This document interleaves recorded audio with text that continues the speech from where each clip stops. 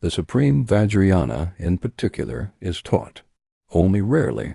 Now that we have encountered Vajrayana, we are indeed very fortunate. The words of my perfect teacher is the Vajrayana or Mantrayana teaching, also known as the Tantric teaching. It consists of both theory and practice guidance. Such an extraordinary text, like a precious wish, fulfilling jewel, is very rare to find in the entire history of humanity.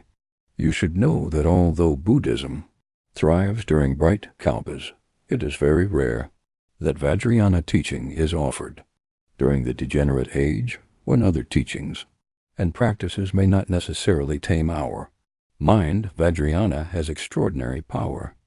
For beings of the degeneration age, the Vajrayana, pithy teaching of Trekchö, thoroughly cutting through, and other supreme instructions, such as those in the words of my perfect teacher, can directly cut through their conceptual fabrications.